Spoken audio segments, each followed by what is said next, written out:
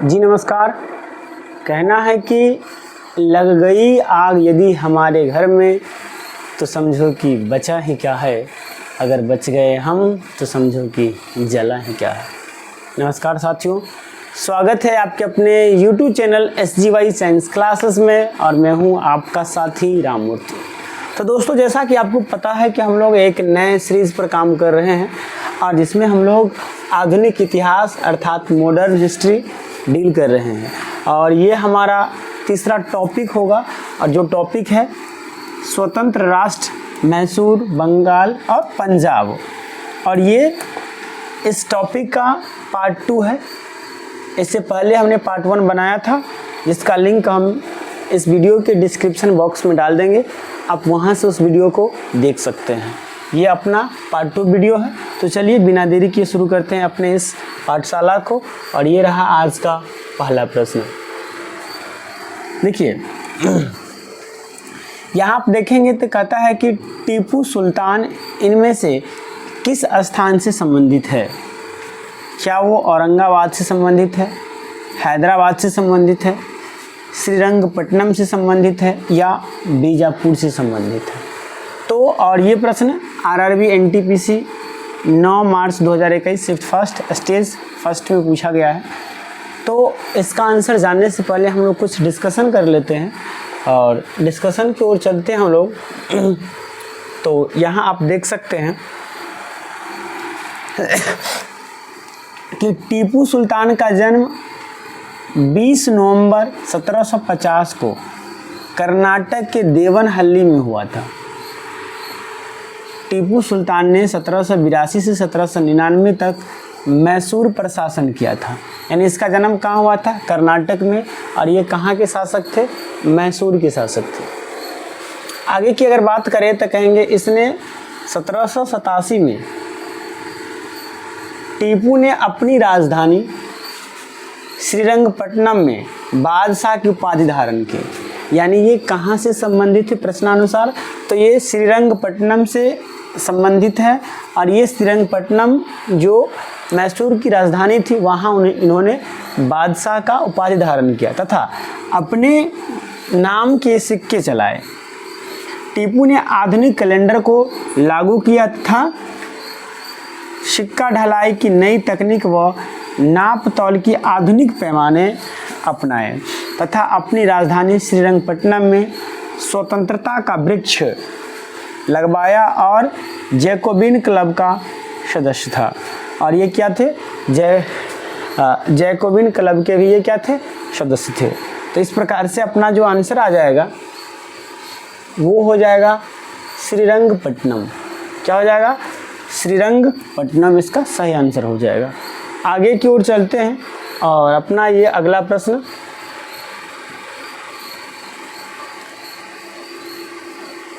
कुछ इस प्रकार से है। प्रश्न कहता है कि दोस्त मोहम्मद खान के खिलाफ 1838 में हुई त्रिपक्षीय संधि पर किस किस ने हस्ताक्षर किया था? चार्ल्स मेटकॉफ, महाराजा रंजीत सिंह या शाह शुजा? लॉर्ड ऑकलैंड, महाराजा रंजीत सिंह और शुजाउद्दौला? लॉर्ड एलेनब्रो, महाराजा रंजीत सिंह या शुजाउद्दौला? लॉर्ड ऑकलैंड, महाराजा रंजीत सिंह या शाह शुजा? तो पहले डिस्कस जानते हैं, फिर इसका आंसर तो अपने आप आ ही जाएगा। तो यहाँ पर आप देख सकते हैं कि दोस्त मोहम्मद खान के खिलाफ 1838 में हुई त्रिपक्षीय संधि पर लॉर्ड ऑकलैंड, महाराजा रंजीत सिंह तथा शाह शुजा ने हस्ताक्षर किया था। किसने हस्ताक्षर किया था? लॉर्ड ऑकलैंड, महाराजा रंजीत सिंह और किसने? शाह शुजा ने हस्ताक्षर किया था। तो इस प्रकार से देखेंगे कौन सा आंसर हो जाता है अपना? तो ये हो जाता है डी, लॉर्ड ऑकलैंड, महाराजा रंजीत सिंह और शाह शुजा, यानी ऑप्शन डी हो जाता है। लेकिन इसके बारे में कुछ विस्तार से जानकारी प्राप्त कर लेते हैं हम लोग। तो आगे की ओर चलते हैं। आगे की कड़ी में आप देखेंगे कहता है कि इस संधि के अनुसार शाह शुजा को सिख सेना तथा ब्रिटिश आर्थिक सहायता से काबुल की गद्दी पर पुनः बैठने की बात तय हुई थी। जॉन कीन के नेतृत्व में बोलन दर्रा से अंग्रेजी सेना भेजी गई और काबुल पर अधिकार प्राप्त कर लिया गया। 1840 में दोस्त मोहम्मद खान के आत्मसमर्पण पर शाह शुजा को काबुल का शासक घोषित कर दिया गया। आगे की ओर चलते हैं हम लोग, और ये अगला प्रश्न आप देख सकते हैं। प्रश्न कहता है कि श्रीरंगपट्टनम में चौथे एंग्लो मैसूर युद्ध में किसकी हत्या हुई? क्या हैदर अली की हत्या हुई, तिमर राजा वोडेयार प्रथम की हत्या हुई, तिरुमाला देव राय की हत्या हुई, या टीपू सुल्तान की हत्या हुई? और ये प्रश्न आरपीएफ कांस्टेबल 5 फरवरी 2019 में पूछा गया है। तो सबसे पहले हम लोग एंग्लो मैसूर युद्ध के बारे में कुछ जानकारी प्राप्त कर लेते हैं जो निम्नवत है। यहाँ आप देख सकते हैं कि जो चौथी एंग्लो मैसूर युद्ध कब हुआ था? 1798 से 1799 में दक्षिण भारत में ब्रिटिश ईस्ट इंडिया कंपनी और हैदरा दक्कन के खिलाफ मैसूर साम्राज्य के बीच एक संघर्ष था। और इसमें किसकी मृत्यु हुई थी? तो टीपू सुल्तान की मृत्यु रंगपट्टनम के चौथी एंग्लो मैसूर युद्ध के दौरान 1799 में हुई थी। यानी अगर चौथी एंग्लो मैसूर युद्ध की बात करें तो ये 1798 से 1799 तक चला था। और इस युद्ध में श्रीरंगपट्टनम में 1799 ईस्वी में किसकी मृत्यु हुई थी? टीपू सुल्तान की। किसकी मृत्यु हुई थी? टीपू सुल्तान के। और इस प्रकार से आप ऑप्शन की ओर जाएंगे तो यहाँ से अपना डी नंबर ऑप्शन हो जाता है टीपू सुल्तान। आपसे ये प्रश्न भी पूछा जा सकता है कि यहाँ तो दे ही दिया है, ये प्रश्न भी आपसे पूछा जा सकता है कि एंग्लो मैसूर युद्ध कब से कब तक चला था? तो एंग्लो मैसूर युद्ध 1798 से 1799 तक चला था। आगे की ओर चलते हैं और यहाँ देखिए ये आपका अगला सवाल कहता है कि इनमें से किस युद्ध ने भारत में ब्रिटिश उपनिवेशवाद की नींव रखी? द्वितीय एंग्लो सिख युद्ध, प्लासी का युद्ध, श्रीरंगपट्टनम की घेराबंदी, या बक्सर का युद्ध? ये आरआरबी एनटीपीसी 22 जनवरी 2021 के शिफ्ट सेकेंड स्टेज फर्स्ट में पूछा गया है। तो यहाँ से अगर आंसर देखेंगे तो भारत में उपनिवेशवाद की जो नींव है वो बक्सर के युद्ध में रखी गई थी। जहाँ आपको पता है कि कई क्षेत्र के नवाब मिलकर, बंगाल के नवाब, अवध के नवाब और सब मिलकर के एक साथ युद्ध किए, लेकिन फिर भी वो हार गए। इसके बाद क्या हुआ? पूरे भारत में ब्रिटिश उपनिवेशवाद का नींव पड़ा था। तो यहाँ से आप यहाँ प्लासी का युद्ध होगा, हम बक्सर का युद्ध बोले, ये प्लासी का युद्ध होगा। यहाँ है, देखिए यहाँ दिया गया है स्पष्ट, हम थोड़ा गलत कर दिए थे। कहता है कि प्लासी के युद्ध जो 1757 में भारत में अंग्रेजों के लिए एक ऐतिहासिक युद्ध शामिल हुआ था, क्योंकि इस युद्ध में जीत से बंगाल में अंग्रेजों की राजनीतिक और सैन्य सर्वोच्चता स्थापित की तथा भारत में ब्रिटिश उपनिवेशवाद की नींव रखी गई।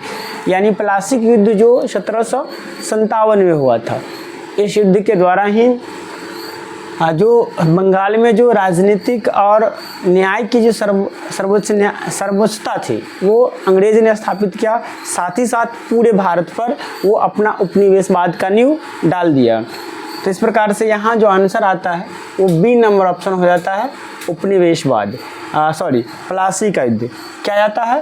प्लासी का युद्ध, B is the right answer. आगे की ओर अगर हम लोग चलते हैं, देखिए यहाँ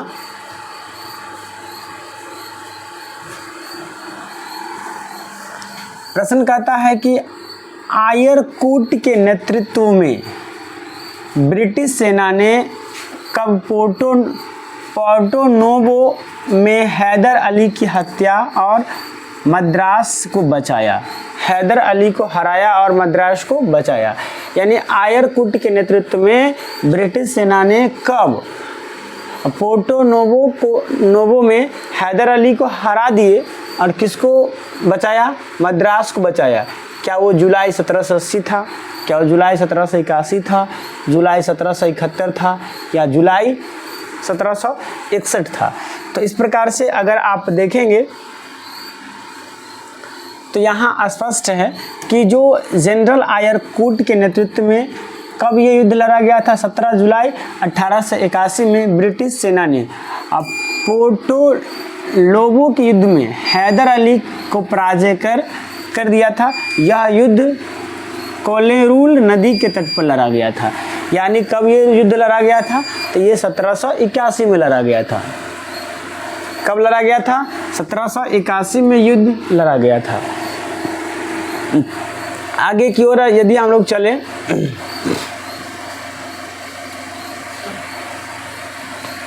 चलिए, तो आप यहाँ पर देख सकते हैं अगला प्रश्न जो स्टेटमेंट वाला प्रश्न है। और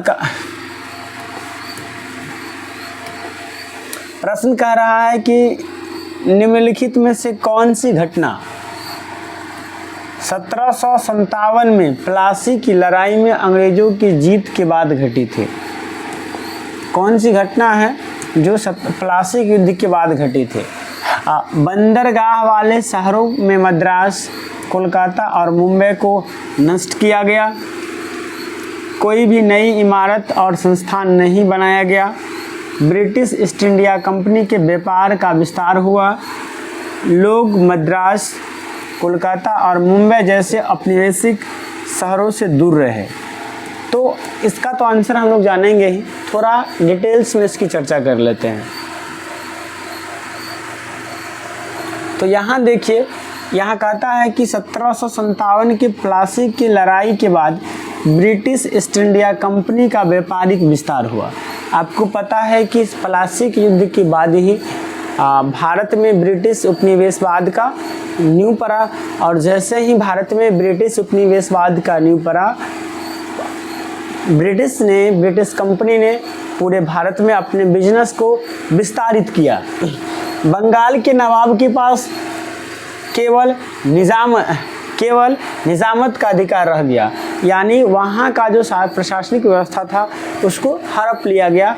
अब जो सर्वोच्च शक्ति जो थी वो अंग्रेजी कंपनी के पास चला गया था। कहता है कि 1764 के बक्सर के युद्ध के बाद नवाब से निजामत का अधिकार भी छीन लिया गया।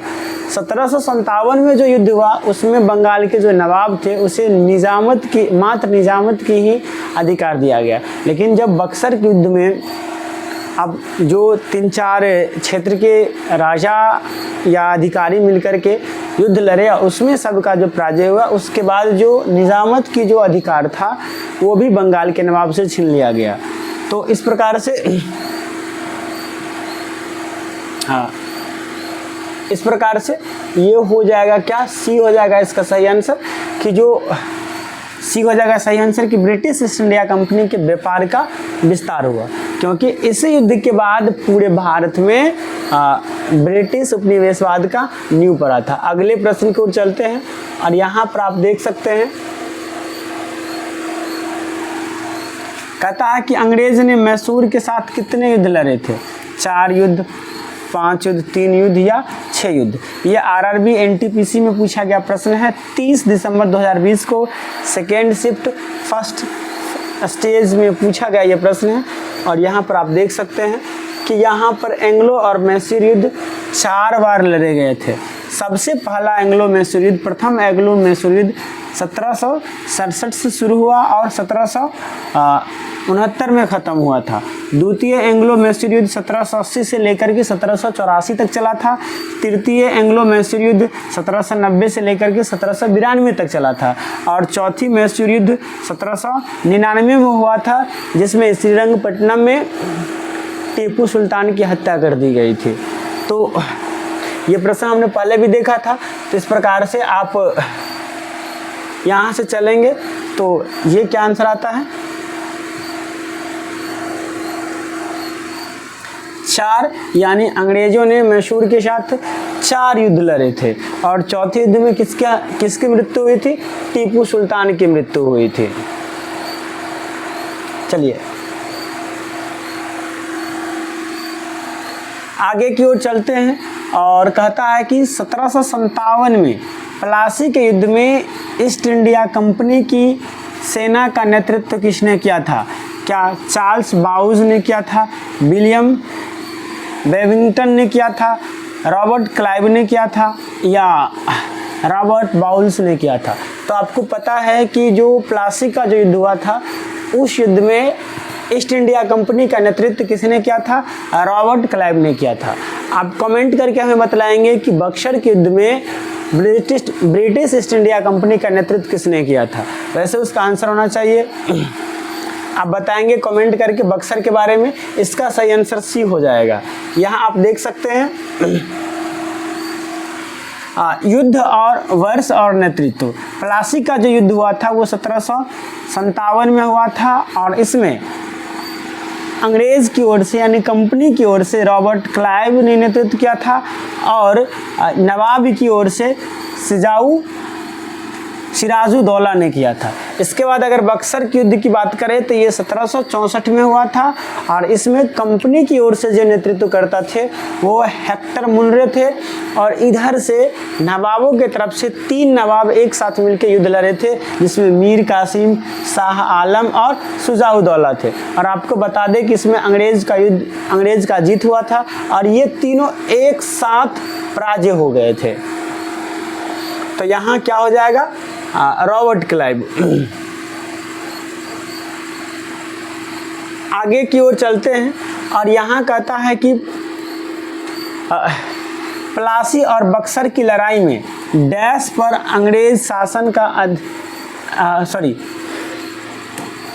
कहता है कि प्लासी और बक्सर की लड़ाई ने डैश पर अंग्रेजी शासन की व्यवस्था की, उड़ीसा पर, अवध पर, बंगाल पर या बिहार पर।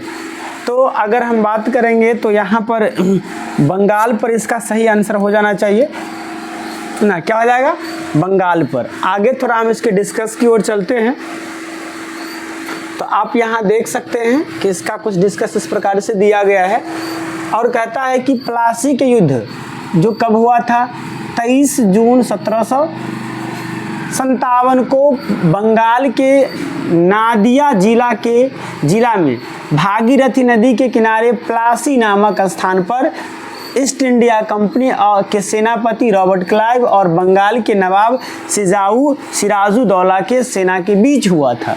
यानी अगर इसके स्थान की बात करें तो ये बंगाल के नादिया जिला में, कहाँ हुआ था, बंगाल के नादिया जिला में और भागीरथी के किनारे एक स्थान है जिसका नाम है प्लासी।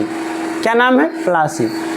उस स्थान पर प्लासी का युद्ध हुआ था जिसमें कंपनी की ओर से जो सेनापति थे वो थे रॉबर्ट क्लाइव और बंगाल के नवाब कौन थे, सिराजुद्दौला के सेनापति। दोनों के बीच में युद्ध हुआ था जिसमें अंग्रेज विजयी हुए तथा बंगाल में अंग्रेजी साम्राज्य की नींव डाली।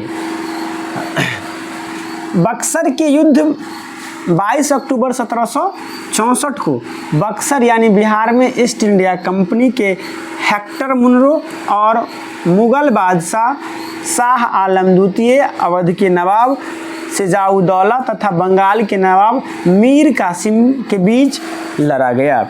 यानी इधर से 3 क्षेत्र के शासक और उधर से अकेले कंपनी और कंपनी के नेतृत्व करता हेक्टर मुनरो।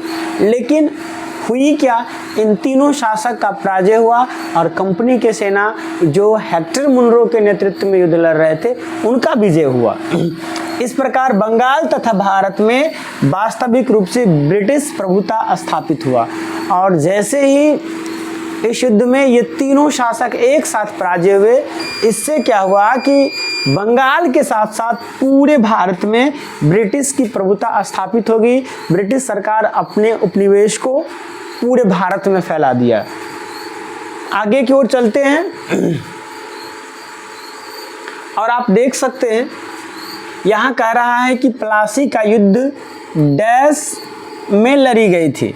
क्या वो 1757 में लड़ी गई थी, 1657 में लड़ी गई थी या 1857 में लड़ी गई थी? तो ना तो 1757 है, यानी ये तो ना तो 1857 है, ना 1657 है, ना 1757 है। आपको पता है प्लासी का युद्ध 1757 में लड़ी गई थी, ना कि 1557 में। 23 जून 1757 में प्लासी की युद्ध लड़ी गई थी, जैसा कि डिटेल्स हमने आपको ऊपर बतलाया। यहाँ आप देख सकते हैं कि प्लासी का युद्ध कब लड़ी गई थी। 23 जून 1757 को बंगाल के नादिया नदी के नादिया जिला में भागीरथी के किनारे प्लासी नामक स्थान पर, जिसमें कंपनी के सेनापति कौन थे? रॉबर्ट क्लाइव और बंगाल के नवाब सिराजुद्दौला थे। इसके बाद अगर हम लोग बक्सर की युद्ध की बात करें तो ये 22 अक्टूबर 1764 को बिहार के बक्सर जिला में लड़ी गई थी। तो इसे याद रखेंगे इस प्रकार से। यहाँ पर जो आंसर आता है वो हो जाता है 23 जून 1757। आगे की ओर चलते हैं और यहाँ आप देख सकते हैं अगला प्रश्न जो फिर से प्लासी युद्ध से ही संबंधित है। कहता है कि ब्रिटिश द्वारा प्लासी युद्ध किसके नेतृत्व में लड़ा गया? क्या वो रॉबर्ट क्लाइव थे, क्या वे बैरन हेस्टिंग्स थे, क्या वे लॉर्ड डलहौजी थे या जेम्स हार्टली थे? तो इसका जो सही आंसर हो जाएगा वो हो जाएगा रॉबर्ट क्लाइव। आपको जस्ट हमने बतलाया कि जो प्लासी का युद्ध हुआ था वो बंगाल के नवाब सिराजुद्दौला और कंपनी के सेनापति रॉबर्ट क्लाइव के बीच में हुआ था, जिसमें कंपनी की जीत हुई थी और सिराजुद्दौला का हार हुआ था। आगे की ओर चलते हैं और देखिए बहुत अच्छा प्रश्न यहाँ से पूछा है। कहता है कि प्लासी की लड़ाई किस नदी के किनारे लड़ी गई थी? क्या भद्रा नदी था, क्या ब्यास नदी था, ब्रह्मपुत्र नदी था या भागीरथी नदी था? तो आपको हमने जस्ट बतलाया ये भागीरथी नदी के तट पर। ये भागीरथी नदी किस जिला में है? तो ये नादिया जिला में है। ये बंगाल की नादिया जिला में है और इस किस स्थान पर? तो ये प्लासी नामक स्थान पर। ये कब लड़ा गया था? ये लड़ा गया था 23 जून 1757 को लड़ा गया था। तो यहाँ से जिला भी पूछ सकता है। यहाँ पर तो नदी पूछा था, अगर जिला कहता तो नादिया जिला हो जाता, अगर स्थान का नाम पूछता तो प्लासी हो जाता, और इस भी पूछा जाता जैसा कि इससे पहले प्रश्न पूछा गया था तब 23 जून 1757 हो जाता। चलिए आगे की ओर चलते हैं और देखिए यहाँ पर कहता है कि मुर्शीद कुली खान ने खुद को बंगाल का नवाब घोषित कर दिया और अपनी राजधानी ढाका से हटाकर डैश किया। अपनी राजधानी ढाका से हटाकर कहाँ किया? गिरिया, मुरादाबाद, बक्सर या मुर्शिदाबाद? तो इसका सही आंसर हो जाएगा मुर्शिदाबाद। कहाँ किया था? मुर्शिदाबाद। यानी जो ये मुर्शीद कुली खान थे ये अपने आप को जब नवाब बनाए बंगाल को, तो इन्होंने सबसे पहले राजधानी को बदले और राजधानी को कहाँ से? ढाका से बदल करके मुर्शिदाबाद में लाए। तो इस प्रकार से इसका सही आंसर जो बनता है वो डी हो जाता है। क्या हो जाता है? डी हो जाता है। अब थोड़ा इसका डिस्कशन भी हम लोग देख लेंगे। यहाँ आप देख सकते हैं डी इसका सही आंसर है। यहाँ आप देख सकते हैं डी दिया गया है सही आंसर। और कहता है कि औरंगजेब के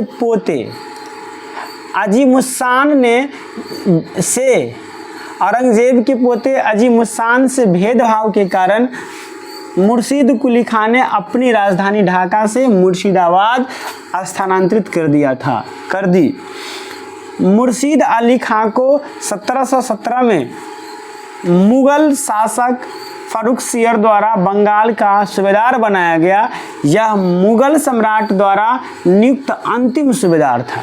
यानी आपसे पूछा जा सकता है कि बंगाल में मुगल साम्राज्य द्वारा नियुक्त अंतिम सूबेदार कौन थे? तो वो अंतिम सूबेदार थे मुर्शीद अली खां। इसके बाद बंगाल में सूबेदार का जो पद था वो खत्म हो गया। कहता है कि इसके साथ बंगाल में वंशानुगत सूबेदारी शासन की शुरुआत हुई। और क्या हुआ इसके बाद? वंशानुगत इसी के साथ बंगाल में वंशानुगत सुबेदार की जो शासन व्यवस्था है वो शुरू हुई थी। आगे की ओर चलते हैं, यानी इसका सही आंसर क्या हो जाएगा, डी हो जाएगा। चलिए देखिए अगला प्रश्न, ये ग्रुप डी के थर्ड शिफ्ट में पूछा गया ये प्रश्न है और कहता है कि हैदर अली ने अंग्रेज के साथ मद्रास संधि पर हस्ताक्षर किए जिसमें दोनों उनके उभयनिष्ठ शत्रु डैश के विरुद्ध परस्पर मदद के लिए सहमत हुए। क्या वो डच थे, मुगल थे, मराठा थे या पुर्तगाली थे? हैदर अली तो खुद एक मुस्लिम थे। हैदर अली अंग्रेज़ों के बीच जो एक संधि हुआ था उसमें दोनों के शत्रु कौन थे? तो ज़रा इसका हम लोग डिस्कशन देख लेते हैं। तो आप यहाँ देख सकते हैं कि जब प्रथम एंग्लो मैसूर युद्ध हुआ था 1767 से 1769 तक में हैदर अली और अंग्रेज़ों के बीच एक संधि हुई।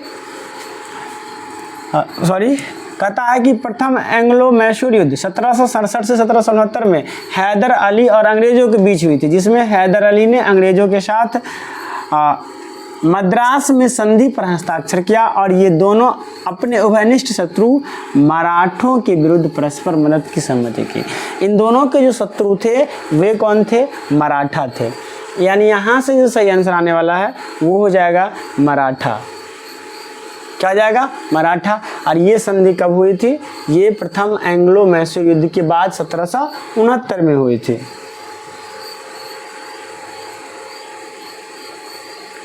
आगे की ओर चलते हैं हम लोग और आप देख सकते हैं कहता है कि डैश भारत की स्वतंत्रता से पहले बड़े सामंती राज था। क्या वो त्रावणकोर था, मैसूर था, ग्वालियर था या हैदराबाद था? ये एनटीपीसी स्टेज फर्स्ट 30 अप्रैल 2016 को सेकेंड शिफ्ट में पूछा गया ये प्रश्न है और आप इसका थोड़ा डिस्कस हम लोग देख लेते हैं।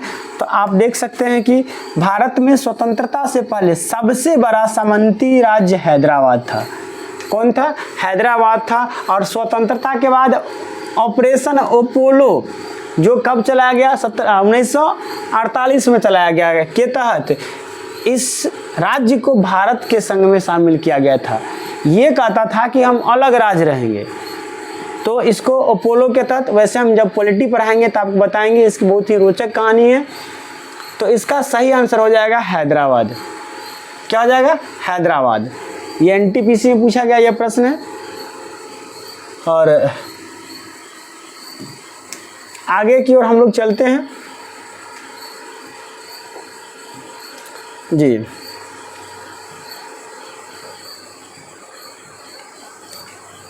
आगे देखिए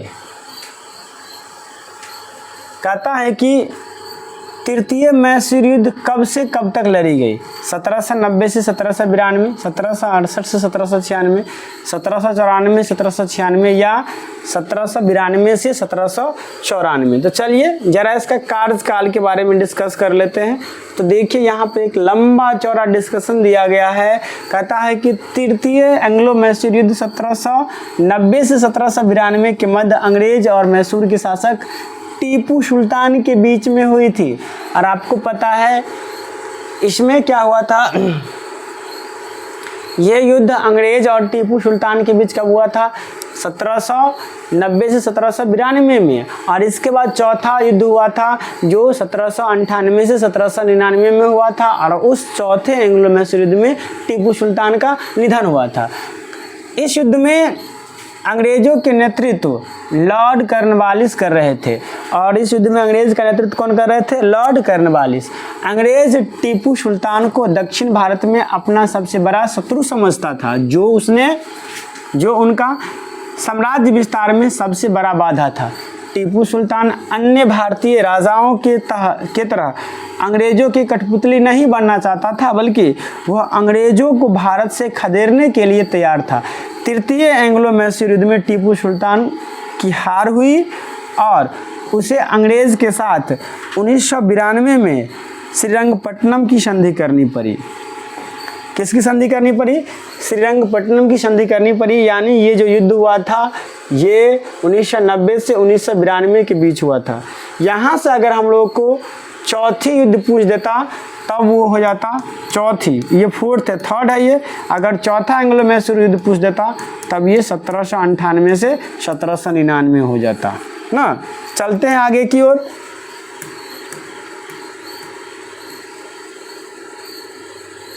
तो दोस्तों thank you for watching this video. आपको हमारा ये वीडियो कैसा लगा कमेंट बॉक्स में ज़रूर बताइएगा। अगर अच्छा लगा तो एक लाइक तो बनता ही बनता है। साथ ही यदि आप हमारे चैनल पर नए हैं तो इसे सब्सक्राइब करके बेल आइकन को दबा दीजिए। चलिए मिलते हैं किसी नेक्स्ट वीडियो में। आज के लिए इतना ही। जय हिंद, जय भारत।